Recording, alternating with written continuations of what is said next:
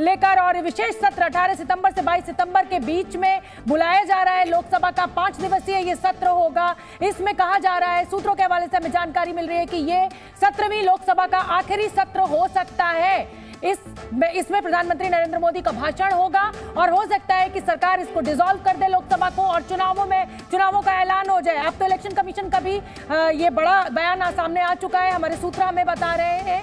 और लगातार इस बड़ी खबर पर नजर बनी हुई है। रवि त्रिपाठी मेरे साथ बने हुए हैं। रवि त्रिपाठी, आप तो मुंबई में मौजूद है। इंडिया गठबंधन की जो बैठक है वो 6 बजे के करीब शुरू हुई है और इधर ये इतना बड़ा विस्फोट सरकार की तरफ से विशेष सत्र के दौरान ये कहा जा रहा है कि हो सकता है लोकसभा को डिसॉल्व कर दिया जाए। शोभना, बड़ा दिलचस्प बात है। अगर आप गौर करेंगे तो इस खबर को भी विपक्ष की तरफ से ही ब्रेक किया गया था।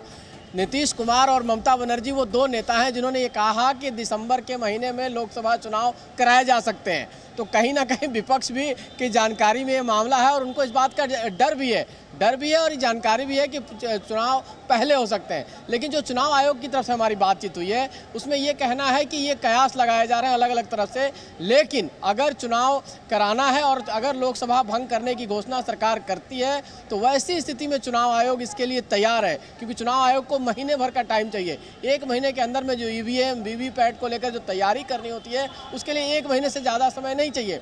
एग्जाम्पल के तौर पर मैं आपको बताना चाहूँगा, जैसे पिछले 2018 में जब विधानसभा चुनाव कराए जा रहे थे तो उस समय जो तेलंगाना राज्य है उसका चुनाव लोकसभा चुनाव के साथ होना था, लेकिन उन्होंने वहां विधानसभा भंग करने का ऐलान कर दिया सितंबर अक्टूबर के महीने में।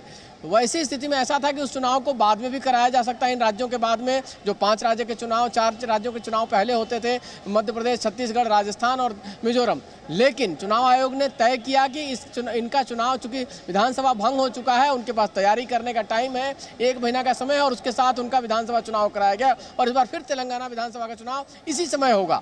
तो कहीं ना कहीं चुनाव आयोग के पास आप देख रहे हैं क्या गठबंधन का कद इतना बड़ा हो रहा है? रवि, मेरा सवाल इसलिए अहम हो जाता है, क्या इंडिया गठबंधन का कद इतना बड़ा हो रहा है या बीजेपी को यह लग रहा है कि जितना समय इंडिया गठबंधन को मिलेगा उतना मुकाबला कड़ा हो सकता है, इसलिए जल्दी चुनाव में जाने का फैसला किया जा रहा है? क्या रणनीति आप इस इतने बड़े फैसले के पीछे देख रहे हैं, अगर ये सही हमारी खबर साबित होती है तो? देखिए, अगर इस तरह का फैसला सरकार करती है कि लोकसभा चुनाव को विधानसभा चुनाव के साथ कराया जाए, जो 5 राज्यों में चुनाव है, तो आप गौर कीजिए कि जो रिपोर्ट्स आ रही हैं उसमें बीजेपी की स्थिति अच्छी नहीं दिख रही है। चाहे वो छत्तीसगढ़ की बात करें, चाहे वो मध्य प्रदेश की बात करें, राजस्थान में भी कड़ी टक्कर दिख रही है, तेलंगाना में भी तो कोई उम्मीद नहीं है, मिजोरम बीजेपी की एक थोड़ी सी अच्छी स्थिति है और राजस्थान में थोड़ी सी अच्छी उम्मीद है। तो जब प्रधानमंत्री मोदी के फेस के साथ आप लोकसभा चुनाव और विधानसभा चुनाव एक साथ कराए जाएंगे तो वैसी स्थिति में बीजेपी को फायदा हो सकता है। मध्य प्रदेश में हो सकता है आप सरकार बचा लें, हो सकता है कि छत्तीसगढ़ में आप अच्छी स्थिति रखें, हो सकता है राजस्थान में आप आराम से सरकार बना लें, क्योंकि प्रधानमंत्री मोदी का चेहरा होगा, कोई लोकल चेहरा नहीं है। आप लोकल शिवराज सिंह चौहान को भी प्रोजेक्ट करके चुनाव नहीं लड़ना चाहते हैं मध्य प्रदेश में। इधर विजय राजे सिंधिया जो है उनको प्रोजेक्ट करके भी चुनाव राजस्थान में नहीं लड़ना चाहते हैं। छत्तीसगढ़ में आपके पास ऐसा नेता नहीं है, तो वैसी स्थिति में बीजेपी को इसका फायदा हो सकता है। लेकिन बशर्ते ये कि सरकार ये तय कर ले कि लोकसभा चुनाव पहले कराना है, जो कि लग नहीं रहा बहुत ज़्यादा। सरकार किसी तरह की जल्दबाजी में नहीं है, क्योंकि सरकार के पास समय है। सरकार के पास देखिए, राम मंदिर जनवरी के महीने में बनेगा, उसका उद्घाटन करेंगे प्रधानमंत्री मोदी, जनवरी फरवरी का महीना होगा, तमाम और सारे स्कीम का ऐलान किए जाना है। लेकिन अगर सरकार इस तरह का विचार करती है तो उसके पीछे 2 मकसद है कि विधानसभा चुनाव में जहां राज्यों में बीजेपी की स्थिति खराब दिख रही है और उसका मैसेज गलत जाएगा, तो उसको भी नैया प्रधानमंत्री मोदी पार लगा सकते। देखिए, मोदी के नाम पर जब चुनाव होता है तो उसका फायदा बीजेपी को होता है, चाहे राज्यों का हो चाहे विधान लोकसभा चुनाव हो। रवि, जब अब इतनी बड़ी खबर आ गई है और विशेष सत्र कॉल कर लिया गया है 18 सितंबर से 22 सितंबर के बीच और उधर इंडिया गठबंधन की बैठक चल रही है, तो अब ये समझ लीजिए कि इंडिया गठबंधन की बैठक में नेता कौन होगा, झंडा कौन होगा, लोगो कौन होगा, इसमें तो चर्चा हो ही नहीं रही होगी। चर्चा तो अब ये शुरू हो गई होगी विपक्षी खेमे में कि अगर दिसंबर में चुनाव होगा तो क्या करना है। तो मुझे तो लग रहा है कि अब आप कुछ देर बाद हमें ये बताएंगे कि इंडिया गठबंधन की बैठक से क्या अपडेट आया। बिल्कुल बिल्कुल, आप गौर कीजिए कि जैसे ही इस बात का ऐलान हुआ कि स्पेशल सेशन का बुलाए जा रही है, सरकार बुला रही है, तो वैसे ही जयराम रमेश का ट्वीट आता है कि ये डाइवर्ट करने के लिए और हमारे जो कार्यक्रम है, हमारे प्रोग्राम को से लोगों का दिमाग हटाने के लिए इस तरह की बात की जा रही है। हालांकि एक बड़ी खबर ये भी निकल के आ रही है, जो जानकारी मिल रही है कि हो सकता है वन नेशन वन इलेक्शन जैसी बात भी इस लोग जो स्पेशल सत्र होगा, विशेष सत्र होगा, उस पर चर्चा हो सकती है, क्योंकि प्रधानमंत्री का ये सपना है और वो पहले से कहते आए हैं और इसके लिए चुनाव आयोग ने पहले भी तैयारी की है। हालांकि उसके लिए भी एक कानून की जरूरत है। क्या सरकार ने इसके लिए तैयारी कर ली है? उसके लिए बिल लाया जाएगा। अगर वो बिल पास हो जाता है तो वन नेशन वन इलेक्शन जैसी बात भी हो सकती है। और वैसी स्थिति में आपको बताना चाहूँगा शोभना कि उसमें दिल्ली जैसे राज्य, इनका चुनाव भी लोकसभा चुनाव के साथ कराया जा सकता है। बिहार जैसे जो राज्य हैं उनके चुनाव जो 1 साल से 1.5 साल के अंदर में जिन राज्यों में चुनाव होने हैं उनको प्रीपोन किया जा सकता है और उनके साथ चुनाव कराया जा सकता है। बिल्कुल रवि, यहाँ ये भी समझना होगा कि इस समय बीजेपी एनडीए सरकार जो है वो लोकसभा में भी मजबूत है और राज्यसभा में भी जो बिल चाहती है वो पास करा लेती है। हो सकता है कि दिसंबर के बाद ये तस्वीर बदल जाए। राज्यसभा में विपक्ष का एकदम इमीडिएटली तो नहीं होगा, लेकिन हाँ राज्यसभा में कुछ तो बढ़ेगा आने वाले समय में जो प्रतिनिधित्व होगा विपक्ष का। तो इन सभी समीकरणों को ध्यान में रखते हुए बीजेपी या कहिए एनडीए सरकार ये चाहती है कि चाहे महिला आरक्षण बिल हो, चाहे हमारा ये one nation one election bill हो, इसको फटाफट लाया जाए, पास कराया जाए और अपने तरीके से आगे बढ़ा जाए। बिल्कुल, देखिए अभी किसी से बात हो रही थी, हम सारे पत्रकार यहाँ इसी बात को लेकर कयास लगा रहे थे और जो चूँकि मुझे जानकारी में आई कि इस मुद्दे ये जो बिल है ये सबसे ज़्यादा इम्पोर्टेंट है, इस पर सबसे ज़्यादा चर्चा हो रही है कि वन नेशन वन इलेक्शन का बिल लाया जाएगा और सरकार उसको पास कराकर चाहेगी कि एक बार जो प्रधानमंत्री मोदी चाहते हैं और कहते भी हैं कि देश का खर्चा बचेगा, लोग बार बार जो चुनाव होता है उससे लोगों का डाइवर्ट होता है, उससे डेवलपमेंट रुकता है, तमाम सारी चीज़ें हो सकती हैं। तो उसमें यही कहा जा रहा था कि पहले हम लोग कहते थे कि कोई काम है कैसे हो सकता है, कैसे पता है, तो लोग कहते थे भगवान ही जाने।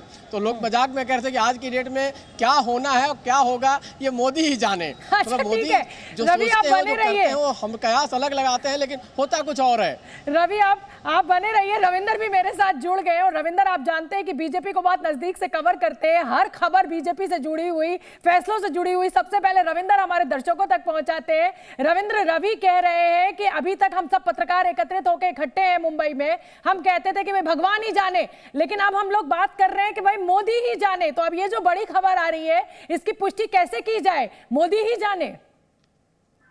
बिल्कुल, पुष्टि हम लोग कर रहे हैं, आप कर रही हैं कि ये विशेष सत्र आखिरी सत्र होगा 17वीं लोकसभा का। उसके बाद इस सत्र को लोकसभा को भंग कर दिया जाएगा और जैसा कि चुनाव आयोग ने भी कहा कि हम हमेशा तैयार रहते, 1 महीने का समय चाहिए। जाहिर सी बात है जब सितंबर के आखिर में ये भंग होगा, क्योंकि 22 सितंबर तक ये सत्र होगा विशेष सत्र, उस पर कैबिनेट की बैठक होगी, कैबिनेट की बैठक में इसे भंग करने का प्रस्ताव रखा जाएगा, राष्ट्रपति उसे मंजूर करेंगे और लोकसभा भंग कर दिया जाएगा।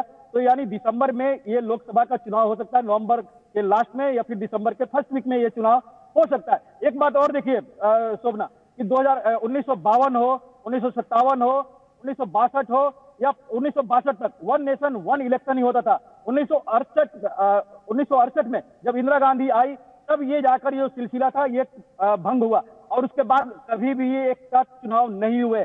अब अगर प्रधानमंत्री नरेंद्र मोदी या बीजेपी का पहले से ही ये कोशिश रही है और हर समय खासकर 2014 के बाद आप देखिए प्रधानमंत्री नरेंद्र मोदी एक बार नहीं बल्कि संसद के अंदर संसद के बाहर भी कई बार बोल चुके हैं कि विकास के काम पर बाधा होती है, एक नेशन एक इलेक्शन पर विचार करना चाहिए। एक बात और मेरे दिमाग में आ रही है, अब आपने क्योंकि कहा कि नवंबर के लास्ट में या दिसंबर में हो सकता है, इसलिए मेरे मन में सवाल आ रहा है। रवि को भी मैं चाहती हूं कि आ जाए मेरे साथ स्क्रीन पे। मैं दोनों रिपोर्टर्स हमारे और वरिष्ठ रिपोर्टर्स हैं, इनके पास सारे अपडेट्स रहते हैं।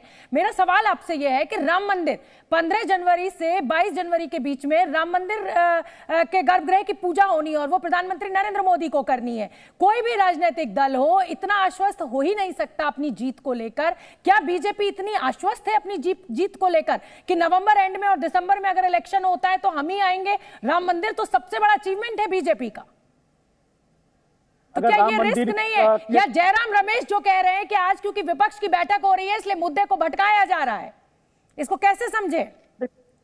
देखिए राम मंदिर पर फैसला हो गया, राम मंदिर बन के तैयार हो चुका है लगभग, और अगर जनवरी के बाद होगा या मान लीजिए कि राम मंदिर का इंतजार करना होगा यानी फरवरी में चुनाव। मैं आपको रोक रही हूँ रविंद्र, मैं आपको रोक रही हूँ। वरिष्ठ कांग्रेसी नेता राशिद अलवी साहब मेरे साथ जुड़ गए हैं। राशिद अलवी साहब, विशेष सत्र कॉल कर लिया गया है, सूत्रों के हवाले से जी न्यूज को यह खबर मिल रही है कि आखिरी सत्र हो सकता है और डिसॉल्व हो सकती है लोकसभा। क्या रिएक्शन है आपका? देखिए तरह तरह की खबरें आ रही हैं कि पार्लियामेंट डिसॉल्व हो सकता है, बिल आ सकता है वन नेशन वन इलेक्शन। पता नहीं मोदी साहब करना क्या चाहते हैं इस देश के साथ। आपको 5 साल का मैंडेट मिला है, 5 साल आप सरकार चलाइए। आप इसलिए डरे हुए हैं कि सारा विपक्ष इकट्ठा हो गया, इससे पहले कि कुछ ताकत बने, कुछ फैसले हों, आप उससे पहले पार्लियामेंट का चुनाव करा दें, आप पार्लियामेंट को डिसॉल्व कर दें, आप नया कानून ले आए, 1 नेशन 1 इलेक्शन। कोई नहीं जानता मोदी जी करना क्या चाहते हैं। पार्लियामेंट अगर आप डिसॉल्व कर रहे हैं तो इसलिए कर रहे हैं कि राजस्थान, मध्य प्रदेश, छत्तीसगढ़ सब हार रहे हैं ताकि वहां के चुनाव का असर पार्लियामेंट पे ना पड़े।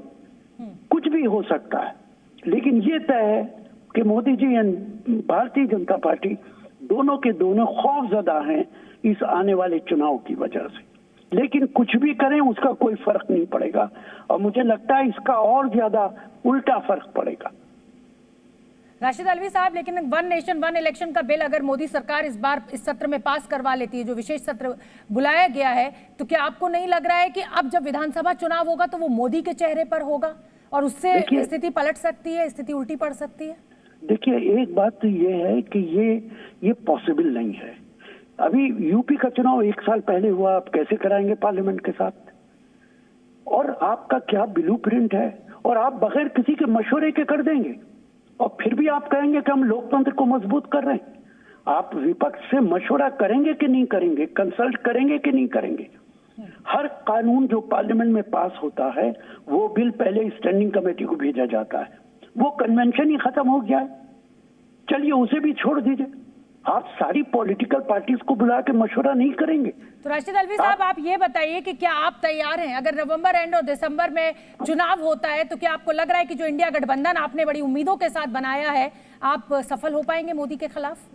देखिए, मैं आपको कितनी मिसालें दे सकता हूं कि जब वीपी सिंह चुनाव लड़े थे कोई तैयारी नहीं थी और आंधी आ गई थी।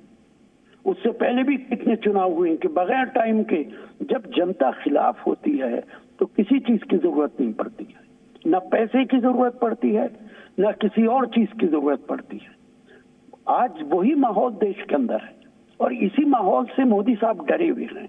वो चाहते हैं कि अपोजिशन को वक्त ही ना मिले और बगैर वक्त के एकदम वो चुनाव करा दें और जीत के दोबारा आ जाएं। तो इसलिए मुझे नहीं लगता कि उनकी इन तमाम बातों से आने वाले इलेक्शन में कोई फर्क पड़ने वाला है। जनता उनके खिलाफ है, महंगाई आसमान छू रही है, लोगों को खाने के लिए रोटी नहीं है, तो ऐसे माहौल में आपको क्यों वोट देगी जनता? ठीक है राशिद अलवी साहब, बहुत बहुत धन्यवाद, आपने जी न्यूज के लिए समय निकाला। जी न्यूज के 2 रिपोर्टर्स, वरिष्ठ रिपोर्टर्स हमारे साथ इस समय लाइव जुड़े हुए हैं। रवि त्रिपाठी, हम जैसे कि चर्चा कर रहे थे राम मंदिर को लेकर, मैंने रविंद्र को भी रोका था। रविंद्र, आपके पास भी आऊंगी, लेकिन रवि अब ये बताइए मुझे कि राम मंदिर जो इतना बड़ा मुद्दा है, जिसको लेकर सारा का सारा क्रेडिट बीजेपी अपने को देती है, अब अगर उसके गर्भगृह की पूजा से पहले चुनाव करा लिया जाए, चलिए बीजेपी आश्वस्त है कि वही आएगी, लेकिन कोई भी राजनीतिक दल, आप जानते हैं चुनाव में कुछ भी हो सकता है। बिल्कुल सही कहा आपने, और कहते हैं कि दूध का जला छाछ भी फूंक फूंक कर पीता है। ये मैं इसलिए कह रहा हूँ कि 2004 का एग्जाम्पल गौर कीजिए। अटल बिहारी वाजपेयी की सरकार थी, साइनिंग इंडिया कैंपेन चला और पहले प्रीपोन कराया गया चुनाव। उसमें प्रमोद महाजन जैसे बड़े नेता थे, अडवाणी जी जैसे, अटल जी जैसे बड़े नेता थे, और उनको लग रहा था कि सरकार हम बना रहे हैं, कॉन्फिडेंट थे। और उस समय कांग्रेस कहीं नहीं दिख रही थी, विपक्षी पार्टियां उस समय भी कुछ कहीं नहीं दिख रही थी। लेकिन अचानक से आपने प्रीपोन करा के इलेक्शन कराया और आपकी सरकार चली गई, और उसमें महज 8 सीट ज़्यादा, 7 से 8 सीट ज़्यादा यूपीए को आया और उनकी सरकार बनी। तो कहीं ना कहीं इस बात से मुझे लगता है कि शायद सरकार बचेगी, कोई जल्दबाजी नहीं करना चाहेगी सरकार। हालांकि मैंने कहा ना कि जो होगा वो राम ही जाने और भगवान ही जाने और प्रधानमंत्री मोदी ही जाने, कोई लीकेज नहीं होता इस सरकार में। लेकिन हम कयास लगा सकते हैं, कयास लगाने में हम कोई कमी नहीं कर सकते। और चुनाव आयोग के पास देखिए जो चीज़ें, मैंने कहा ना, चुनाव आयोग के पास कोई मारामारी नहीं है। अगर सरकार तय करती है कि लोकसभा को भंग करना है और हमें चुनाव में जाना है, तो चुनाव आयोग कह ही रहा है। मैं ब्रह्म प्रकाश भी मेरे साथ जुड़ गए हैं। ब्रह्म प्रकाश भी मेरे साथ जुड़ गए हैं। ब्रह्म प्रकाश, मेरा सवाल यही है कि इतनी बड़ी खबर आ गई है, जयराम रमेश ने पहले ही ट्वीट कर दिया कि साहब इंडिया गठबंधन की बैठक हो रही है, उससे ध्यान भटकाने के लिए ये सब कुछ किया जा रहा है। क्या जानकारी आपके पास? क्या ध्यान भटकाने के लिए किया जा रहा है या सच में ऐसी खबर है कि ये डिसॉल्व किया जा सकता है, ये 17वां लोकसभा का जो लोकसभा है?